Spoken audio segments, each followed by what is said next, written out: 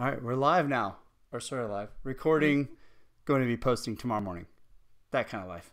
Awesome. Chelsea, thank you for being on. This is awesome. You're welcome. I am very honored that you chose me. Well, Thank you. it's really like your pictures, like your photographs that you take. Pictures. I sound so old sometimes. Like I call animation cartoons all the time, and I don't know if pictures is the right way, but photographs.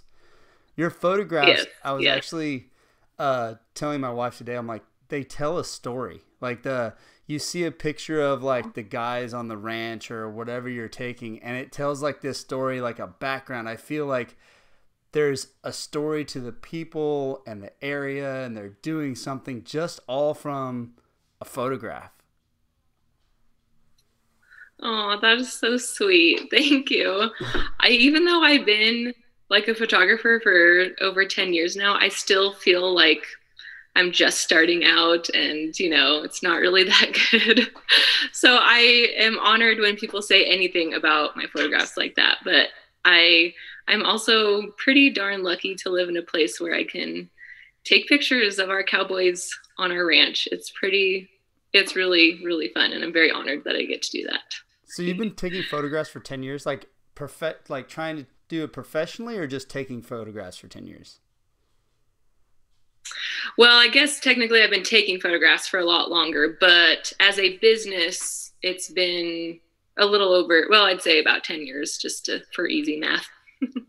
That's But like, I mean, I took pictures all the time growing up, and like I was yearbook editor, in high school, and took pictures in school a lot. And but I didn't actually want to be a photographer growing up or anything. That kind of just fell into my lap.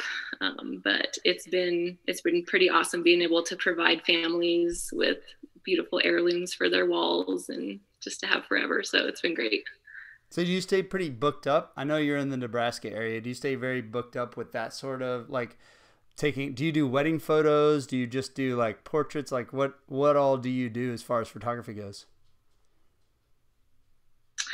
Well, I tell everybody I pretty much do everything just because around here, like you said, there's just not a lot of people.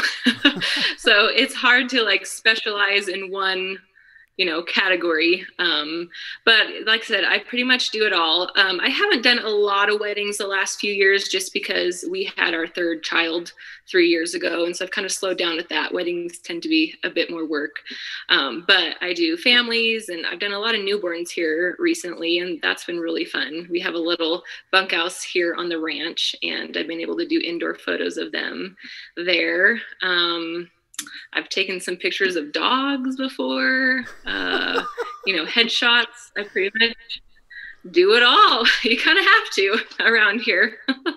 I guess so. I mean, the only thing I know of Nebraska is my mom went to school there for a little bit to nursing school. She did a little bit up there.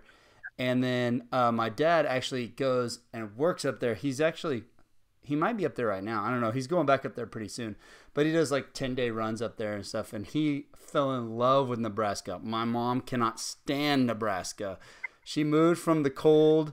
She doesn't like the cold. Like, she grew up in Kansas. She doesn't like the cold and all that mess. And so she's like, I gotta get out. And so Texas is where she ended up and met my dad. But now my dad goes to Nebraska and absolutely loves. He's been like, we should move there. We should move there. He loves it. Yeah. He loves it up there. Well, I have to say, though, I'm a little partial to the western side. That's where our ranch is. And it's crazy how different the western side is from the eastern side. I mean, most people think of Nebraska, they think of like flat land, flat farmland, but here in the sandhills, it's beautiful rolling sandhills with grass, and it's just so pretty up here. But yeah, when you're driving along the interstate and you're in Nebraska, it's probably like, yeah, why do people live here? It's cold, it's windy, and it's flat. Yeah. Nothing to see. But you Yeah. do have the College World Series. Like, you've got that going for you in Omaha. Yeah, that's about 6 hours from us. And I have to admit, we're probably like the one family in Nebraska that's not into sports, especially like Husker sports. I'm probably losing followers even saying that on here. Yeah, it's pretty funny. The Morelands are just not really into sports. Nobody in the Sorry family's to into the say. sports? Sorry. I mean, I grew up playing sports and loving it, so I joke that I'm going to breed it back in, with our kids. But as far as like watching sports on TV, we don't do that. That's interesting because I know the Cornhuskers, like obviously that's Nebraska is a way of life. If you go anywhere where there's one university in the state or like a major one, you've won like national titles or whatever, it's like die hard. I live in College Station and it is everything A&M all the time. Like that's it. It is just A&M. That like there is Yep. no other university. This is the one that exists and everybody else is second place. So and I dig it. I don't mind it. I mean, I call myself an Aggie by marriage, but I like the camaraderie of it. But it's just interesting that like no Cornhusker stuff, no professional sports, nothing on TV, nothing, none of that stuff. I know it's really hard to believe, but like absolutely no Cornhusker stuff. We don't watch NFL. We do watch the Super Bowl just because there's usually not anything else to do that day anyway. So we just turn it on. But yeah, no, So not even football in the background. We actually don't even have satellite. We just have streaming, which is part of why we can't really watch it. But I grew up with my dad watching NFL, however many days a week. So I kind of miss having it on in the background. But yeah, it's not a thing in our so family. what is everybody into there then? When you are a rancher, a cattle rancher in the Nebraska Sandhills, you literally have no time to be into TV or sports. So you work in your free time. In your free time. So you So work on your work time and then you work on your free time. yes. And some ranchers are into rodeoing. So I guess rodeo kind of replaces a lot of people's sports. But also, we're not really into rodeoing either, just because we don't really have time. We do the rodeoing outside. So Like real rodeoing every single day. yes, yes. I think that's I should clarify, I don't, but my husband and his family does. I play a more supportive role on the ranch. I raise the kids, I cook some meals, I go get my husband unstuck if he gets stuck in the snow, something like that. I ferry tractors and vehicles random places, but I want to give my husband the credit where it's due, and he does most of the work. well, yeah, I've seen your stories where you're in the little Kubota driving, and then you'll turn around and they're riding horses and moving cattle across roads, and like just, I mean, busy at work, and you're just like, yoo, look at it. Me and kids are on the buggy, following them around for a little bit. But Yeah, that's they let me take pictures, and that's all that I care about. So I take the pictures. yeah. Well, the pictures turn out awesome, but I think that way of life is, I mean, obviously. So I've watched like maybe half an episode of that Yellowstone show, but Hmm. everybody raves about it, like, and they're ranchers, I guess, or whatever, and it's a big drama thing with Kevin Costner.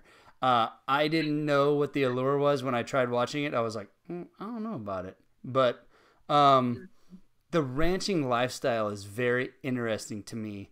Is how hard you have to work and the energy it takes. But at the same time, I was saying the same thing about your pictures. All the people in the pictures that are on the ranch doing the work and that you're taking picture of, they look like they're also living a fulfilled life at the same time. Yeah, I mean, my husband will be the first one to tell you that you don't ranch for the money at all. It's definitely the way of life. And we've had to remind ourselves about that a lot, especially the last year. Like, why are we doing this? It seems like all the odds are against us to succeed in this, ranching industry, but we do it because we love the way of life. We love being able to raise our family out here. There literally is no better place to raise kids. And I've lived in Idaho, and that's an awesome place too, but this is pretty amazing. So we're pretty blessed to be able to do that. So what's a day look like on the ranch? Like what's a typical day start to finish look like? Well, I'd say ranch work is divided into seasons. So right now we're kind of in between. We just got done calving, and then here in a month or two, we're going to get ready to go into haying season. So usually when we're in between seasons like that, we're kind of doing like fencing, like a lot of stuff that just needs to be fixed up that you don't have time to do the rest of the year. I think Brock is sorting today. We're going to sell some cows. But yeah, then once haying starts, then it's just get as much hay up as you can before fall work starts. And then when fall work starts, then we're weaning the calves. So I should preface by saying that we have a commercial Black Angus cattle ranch. So we have a whole bunch of mama cows, and then they have babies each year in the spring. And then we wean those calves in the fall, and we sell the calves at the sale barn. And then we just like repeat that cycle over and over again. So we wean in the fall, and then the winter time, those cows are pregnant again, and we just keep them warm and full of hay all winter. And then springtime comes and they calve, and calving time is pretty crazy. But we've made it through it so far. So we just repeat that every year. When do you typically start your day? Like, when does it start? Like, and they go out and they start working and checking on cattle and fixing stuff and all the stuff that needs to be maintained around the ranch. Yeah, when the days get longer, their hours get longer too. So, I mean, it's super bright by 6 in the morning. So he's usually out the door by 6:30. And during haying time, a lot of times he doesn't get home till 7, sometimes 8. Just again, you just got to get as much hay up as you can while you have daylight, and if it's not raining. It's so funny you say like when he comes home, like he's on his ranch, right? You guys live there. Yes. Yep. That's one thing I've noticed about people like farmers. I grew up around a bunch of farmers. Like we had 5 acres in the middle of nothing but a bunch of farmers. I don't know how we got that one little plot in the middle, but we did. And so I grew up playing in their farm fields and talking to them, and you're friends with them or whatever. And they all say the same thing. Like he leaves he leaves in the morning, then he comes home and like, he's at home. Like he's there. He doesn't come up like what, but they're so busy. If you follow them around, they're so busy. And then if you're over at their house and there's a rainstorm coming and they just got in, it's like dark. It's just getting dark, but the rain's coming. Head back out the door to try to take care of like whatever. And then this one person I can remember distinctively, his wife goes, "You can't stop the rain. Why are you going out to do stuff?" Like he's going to go out and do whatever he can to prepare and take care of like his crop, because that's their money. Like it's same thing with you guys in the ranches, right? I'm assuming. Yep. Yeah, it's our only source of income. Yep. That's wild. It's wild how much there's it, but yeah. I've actually, you're not the first ranch. Like I heard somebody talking, they did ranching and they loved it because they said it's not about it's not money. It's a way of life. Like you live it. You have to live this. It's not a business. It's a way of life. Yeah, because like I said before, I hate to break it to anybody that wants to be a rancher when they grow up, but there may not be that much money in it. There's a sign at a local store here that says every rancher has a wife with a town job or something along those lines. But yeah, and actually it's funny that you say that, how they come home on the ranch, but I mean, we have a lot of acres out here. And so he'll be in and out throughout the day. And actually I just saw somebody drive by with the horse trailer. I'm sure they're going to go get those cows that they sorted off. But that's actually my favorite part of living on the ranch, is that it's a comfort to know that even though I can't see him, like I just know that he's close by, kind of, even though it could be like 5 miles away. But that's the great part too, is that me and the kids can hop in with him in the Ranger and maybe tag along if he's fencing, or sometimes I can send a kid with him if he's haying close by. They'll ride in the tractor with them for a little bit. And so that is really what I love about it the most. What I guess did you start taking pictures? Have you always grown up ranching and taking these type of photos of this lifestyle, and are you accustomed to it, or did you marry into it, or how did that all work out? Yeah, I actually grew up in Idaho, and my dad had a farm with his dad, my grandpa, and his brother. So they raised like wheat and barley and canola, and then my uncle had some cows on the side, but it was mostly farming. So I definitely grew up in the farm girl life, I guess. Rode in combines and played in the back of grain trucks, and it was a really great life. But to back up even further, I was actually adopted.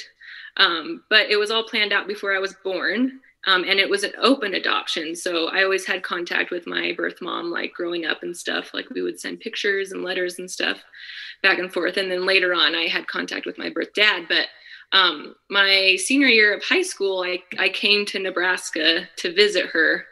And she knew my husband's family. And so that's how I met him, was I came here to visit her. And still can't believe I live here, but I do.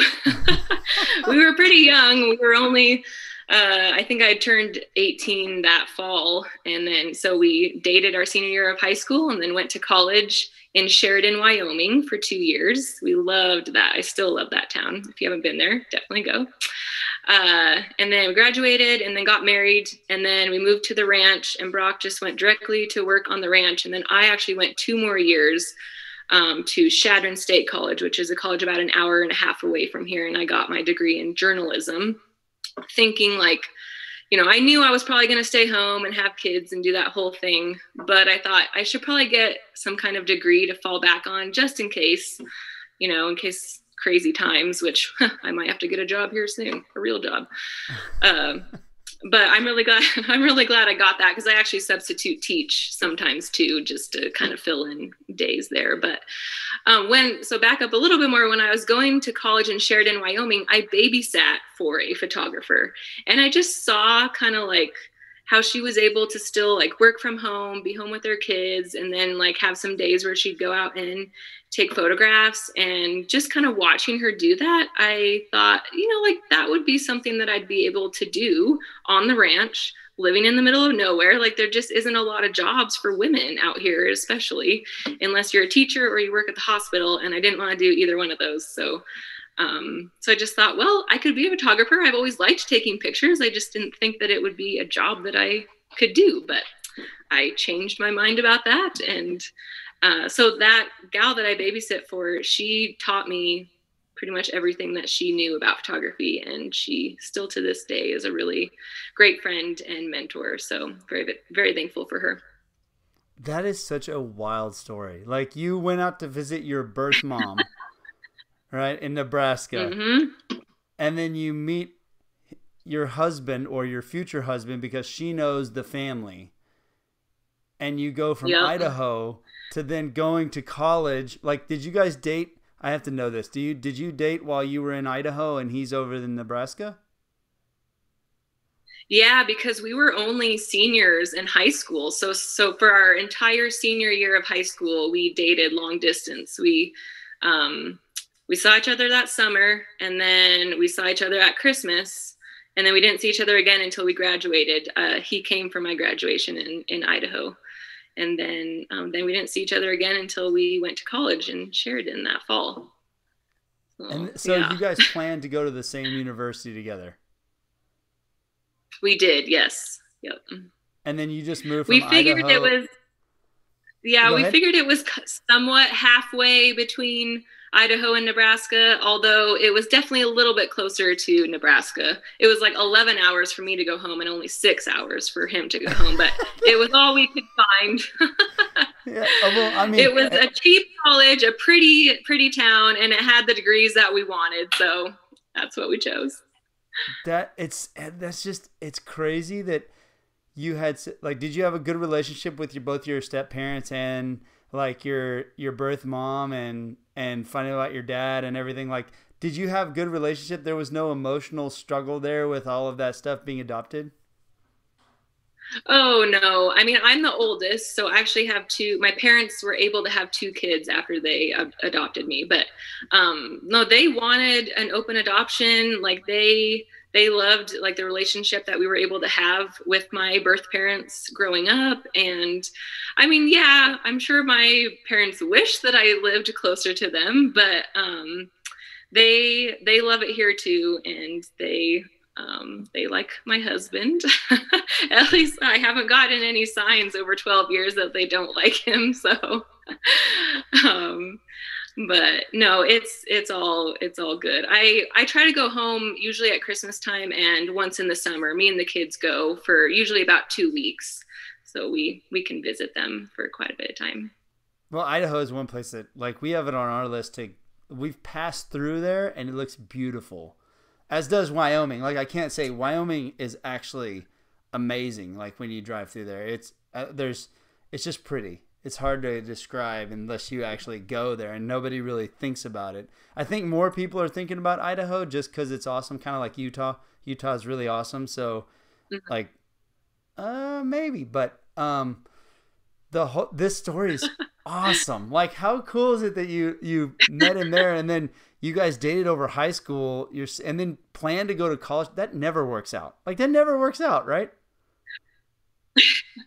No, it still is. Like I said, I can't believe I live here, and we've been married 12 years. But yeah, it's pretty crazy. I'm so thankful though that like we lived in the time frame that we did, because when we were dating, that was before like even social media was really big, and my parents still don't have cell phone service at their house to this day. So like we couldn't text. We had to like plan phone calls, and we would put money on calling cards because it was long distance, and so like I'd pay $20, and then like a month later he would pay $20 on it, and we would write letters back and forth. And so I'm just so thankful that we were able to do that back then. I just feel like it's hard to really enjoy kind of like a good long distance relationship like that, because it's so easy to just like FaceTime somebody, and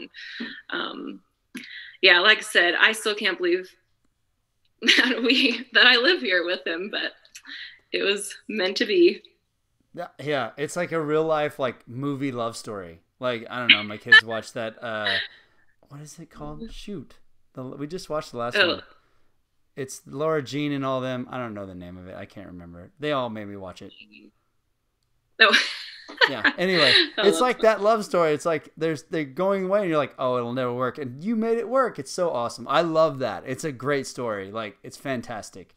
And then you fall into your photography for babysitting up there, and there's like, did you always take pictures on the ranch, or did you just start like, I don't know where I'm gonna go with this? Because your ranch photos are like, those pictures on the wall you see, and I don't want to have to I don't want to repeat myself, but like it's everybody needs to go to her site. It's right here at the bottom of the screen. I have it on there.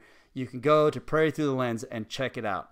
But the black and white photos and everything, like, they're just awesome ranch photos. It's something you would see posted up in places at a gallery or something. So did you always have a want to take pictures of him, or how did that start? Did you just follow him around and start taking pictures and playing with it, or did you have a plan to do that?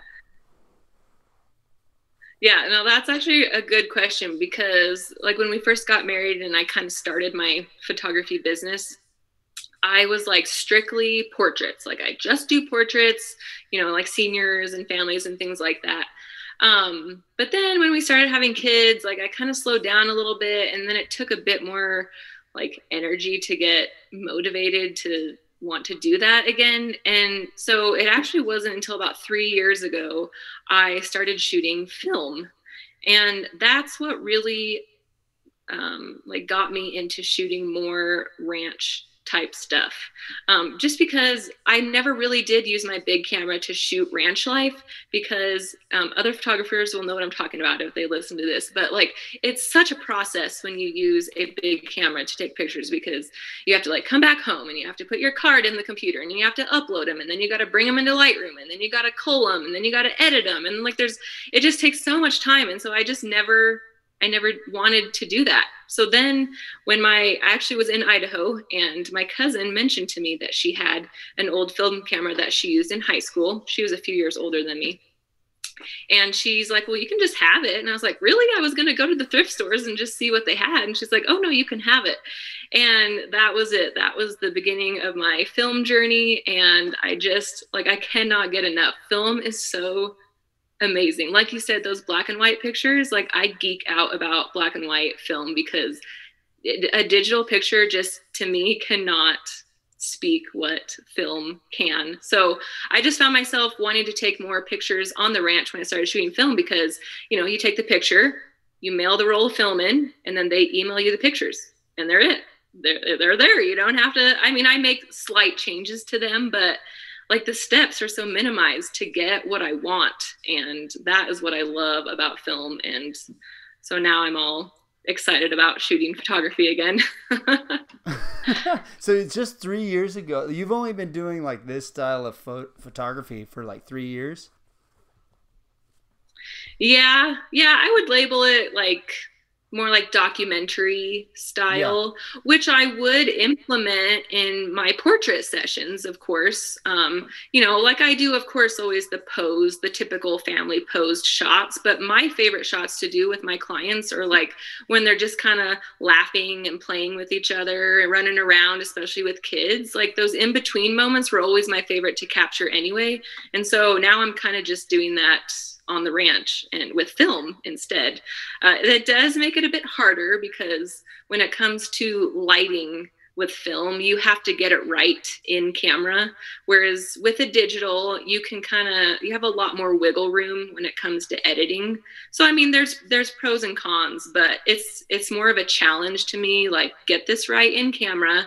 And then when that image comes back to me from being developed, it's going to be perfect and you're going to like it better anyway.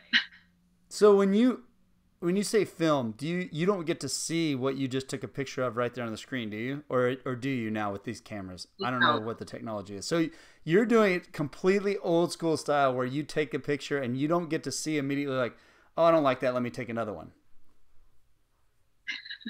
No, it is all old school. So yeah, every picture I take you just never know what it's going to look like. You hope and pray that your settings were right and that you judged the light correctly. I have a light meter that I use, but it's, like I said, it's pretty challenging to get the light right. But when you get it right, it's so much better than digital. Like you can't beat it. But it takes practice for sure. How many photos do you have to take? Like, so let's say out of a roll of film that you go out and you shoot your husband, or like them working on the ranch and your kids and all that, how many of those photos out of that one roll will be what you wanted? I was hoping you weren't going to ask me that question.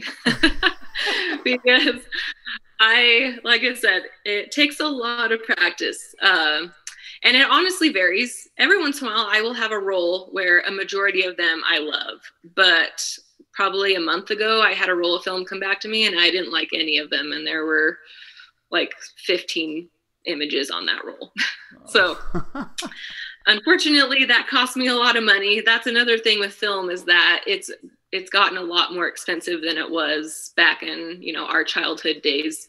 The cost of film and the cost of developing is like 3 times as much, if not more, than it was. So it does kind of suck a little when you look at those images and you're like, dang it, Chelsie, you just wasted $15.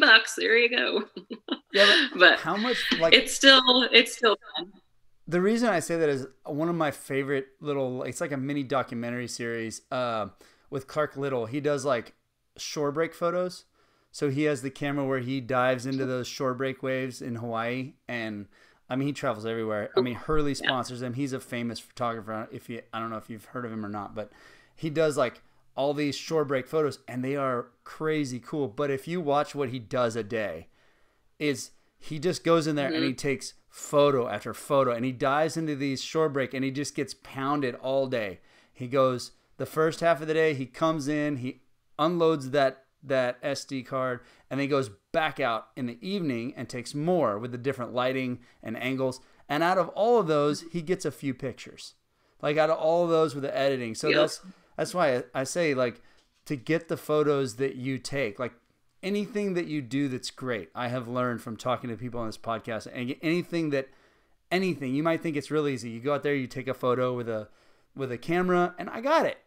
But to get the photos like you get, the quality, it takes a lot of taking pictures and a whole lot of practice, photos over and over again. And like, you can't see it. So you've got to be able to tell with your eye what that light looks like, even with the light meter, like in the angle and everything. It's awesome that you've spent so much time in these 3 years to get it down to where, you can do it. And then all the hard work that it takes to get that photograph is why it costs so much money for that thing that's hanging on the wall that you see that you like. Yeah. Well, and I just want to say that I'm still learning and working at getting better. I think every photographer will say that they're, they haven't ever reached their peak. But another thing that got me shooting film was because it's so easy to take so many pictures with a digital camera. And again, all that does is just make more work for me afterwards. And then it made me just not even want to take pictures because I was just making a ton of work for myself. And so actually shooting film, I think, has made me a better portrait photographer for my clients, because it's really like forced me to slow down and concentrate on the quality of pictures that I'm taking instead of the quantity. Instead of just constantly snapping digital pictures of my clients now, like I'm really focusing in on them and like, just concentrating on the quality of the images I'm getting for them. And that way I won't have, as much work afterwards, but like the pictures are better anyway, if that makes sense. It does. So I think everybody should shoot film because it just makes like the quality in my mind is better anyway. Well, if you just it makes sense with the digital. If you snap a bunch, you're going to get one that's going to be good, right? So like the more you're taking, the better chance you have you're going to get it right. And when somebody's paying you for a portrait or for something, you want to just get it right as a business and move on. But if you learn the actual craft, this is what I love about the old school stuff, is you had to learn the actual craft, and then it benefits you with the digital camera when you go take pictures of somebody else. You're like, oh, now I'm going to take the time and I'm going to get the right photo, and you know what you're looking for. And you learn more about what it is that you're doing. So you started you've sort of gone backwards to get better with the technology.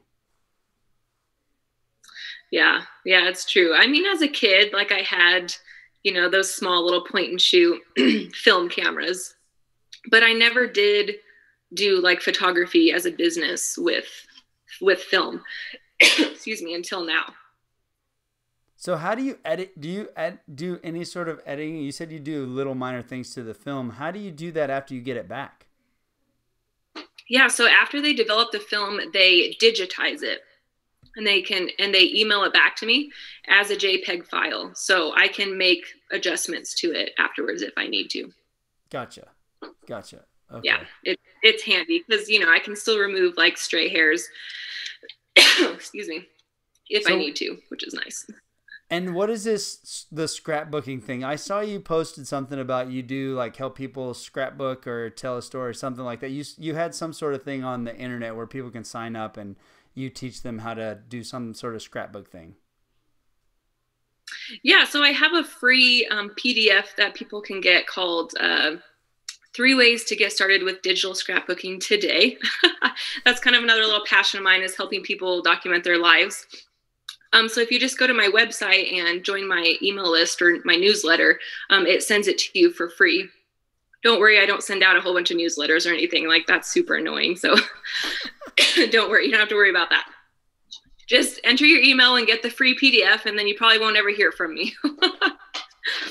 So what does it do? Like, are you talking digitally, like how to capture it on Facebook, Instagram, and document your life that way? Or what is it that you're doing with the scrapbook thing?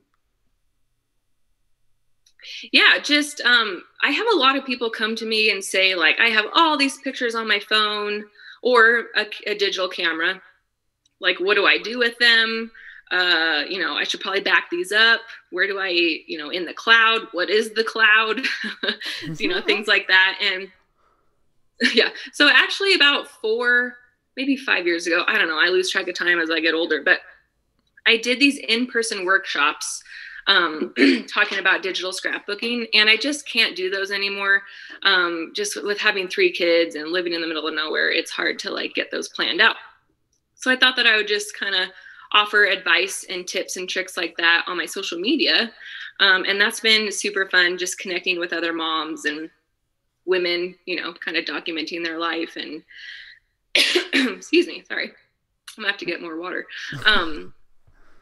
But yeah, like I just was getting the same questions over and over again. Like I have like 1,000 or 10,000 photos on my phone. What do I do with it? And I've always enjoyed documenting and making scrapbooks and things like that over the years. And then I kind of learned, I transitioned from old school scrapbooking into like digital scrapbooking, I guess you could say. So I make our yearly family photo books on my phone, and then I just get a book printed of it every year. And so just teaching people how to do stuff like that it's been really fun. You're very good at it because you're like obviously following you on Instagram. It's also hilarious because of the amount of memes that you can possibly find or make. I don't know if you make them or find them, but almost all of them are hilarious. So I love like yours is one of only a few stories that I'll sit there and watch the whole way through just because it's hilarious. Like I'm like, that's so funny. But then like your page is lined out like it seems like you put thought into it, or you just post the things you like on there. And so I thought the digital scrapbooking might be how to like arrange your Instagram or post it on there where it looks correct and the type of photos that you want to post on there and so on and so forth. Oh, okay. Well, I'm probably breaking like a whole bunch of Instagram rules as far as like when it comes to business or marketing, because I do feel like I am kind of all over the place on my account. Because yeah, like I share like a whole bunch of memes and funny videos because that's just who I am. I defer everything and to be funny. But then I have like ranch stuff, and then I have photography stuff and scrapbooking stuff. So if you were to like find a business, like how to grow your Instagram person on Instagram, they would probably say that my account's not what it should be, but I just have all these interests and I can't narrow it down to one thing. So everybody's just gonna have to deal with my memes and deal with my scrapbooking stuff, I guess. I had a guy on the podcast. His name's Richard Tilley, and he's awesome. Like if you're listening, Richard, he's awesome. He bought Ink Labs. It's like he does like screen printing shirts and stuff like that and design and whatnot. But I actually found him because he listened to one of the other podcasts, and then I saw his Instagram. Once you follow him, he posts so many things that he's interested in during the day, and he does that on purpose. Like if he likes something, he just posts it, right?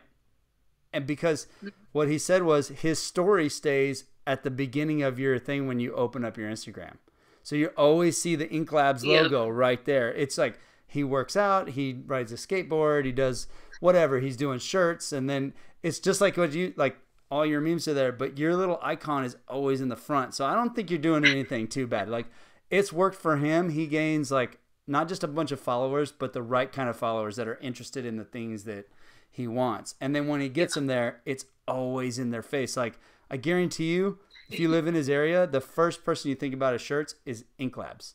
Like the first person I think about rancher wise or photography is you, because it's always there. Like, oh yeah, there she is. Oh yeah, there she is. Oh yeah, there she is. And then I'm like, she should just be on the podcast, man. She's got all this cool pic. Like, I love that photograph. I love that photograph. So I don't think you're doing anything. I think you're doing it right, actually. Like just by posting your interests, the things you like, and a bunch of it.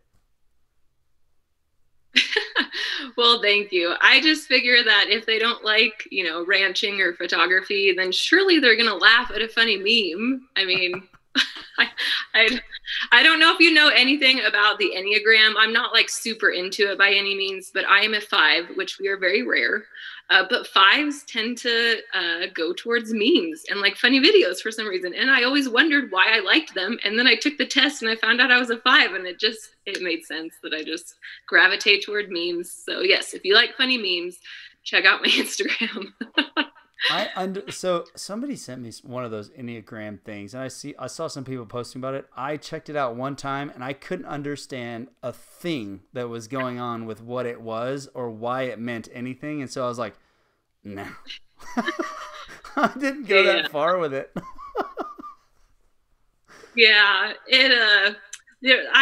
The main reason I like it is it helps me understand other people a lot better. You know, like if you want to like just get along with certain people in your life better, and you know what Enneagram number they are, then you know why they do the things they do or why they are the way they are, and it just kind of helps you understand them a little bit better. So that's really the main reason I like it. I'm definitely not like a diehard and, don't obsess with it by any means. It's just funny when you know somebody's Enneagram number, you're like, oh yeah, that makes sense why you're doing that. Cause you're a 7 or whatever. Yeah. I was about to ask you, like, if you could tell what somebody was, or you just have to see their number cause they took the test. I can kind of tell a few numbers, but like I said, I pretty much just know like my family and their numbers, but I don't know enough about each number to like just pin somebody. But there are people out there that can. Really? That's wild. Oh yeah. Yeah. I know. That's crazy.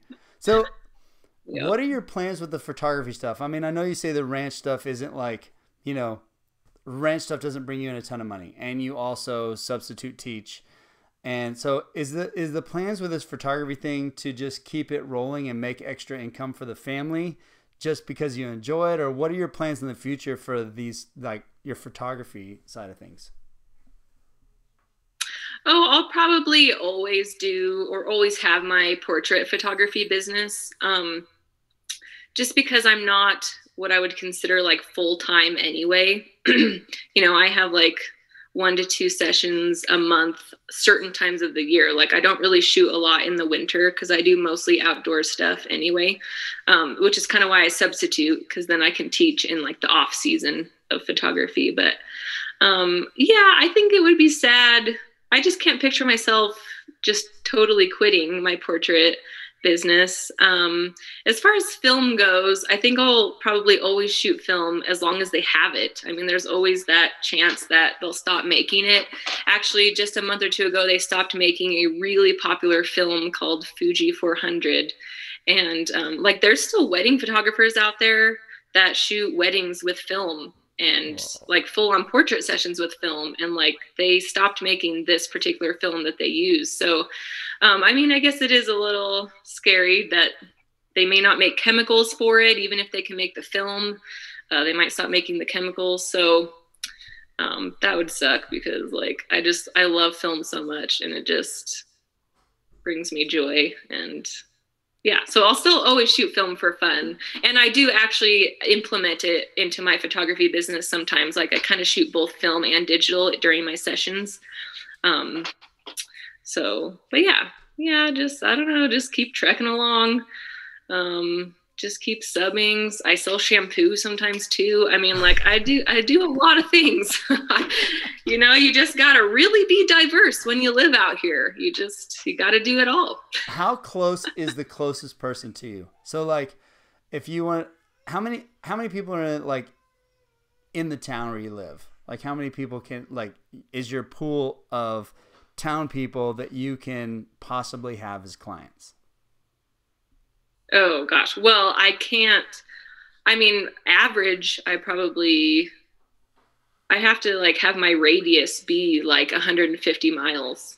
I can't just be 20 miles. That's where I shoot. I get people further from that. Usually they come to me, but the little town that we live in, that's our address. It's technically a village and it's probably 25 people. And then an hour away is a town. Oh, it might be up to 3,500 now.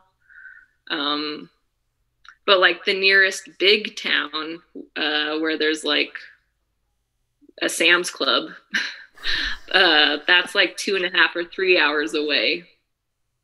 So Yeah, that's another thing that, interesting. like, when you're saying it to bring perspective, like, it's really tough for you because you're looking at 2 hours probably minimum or on average for you to go to a shoot. It's not like living like Yeah, Houston or Dallas or a big city where you're like you've got tons of clients that are just all there and you're driving 30 minutes, an hour maybe at most, but like in that hour you have so many clients. Like there's so many people. You're exactly. talking you drive an hour away for 3,500 people. You're not like that's pretty bare, but also it also gives you the cool ranch pictures too. So you wouldn't have those if you weren't in a place like you're at. Does anybody ever buy your Exactly. does anybody ever contact you and wanting to buy some of the photos or photography off of your page that you've taken before?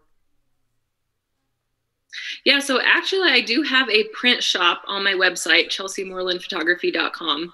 And they're all, not all, but they're all my film prints that I have printed. And some of them are matted, some of them are just on mat board, is what it is. But yeah, they're all on my website. And I just narrowed it down to like my favorite 30 or so and thought maybe somebody would like this. But yeah, check them out on my website for sure.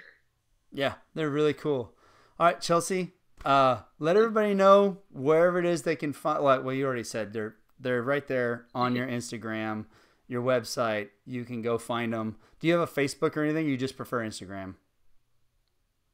I do. It's a little confusing because my social medias, I have it as Prairie Through the Lens. So both my Instagram and my Facebook are Prairie Through the Lens. But then my website for my portraits and my print shop is chelseamorelandphotography.com. So, yeah. Right on, right on. The digital scrapbooking, all the cool stuff. Go check her out. Chelsie, thank you for being on. It's been fun. Yeah. Thanks so much for having me. You bet.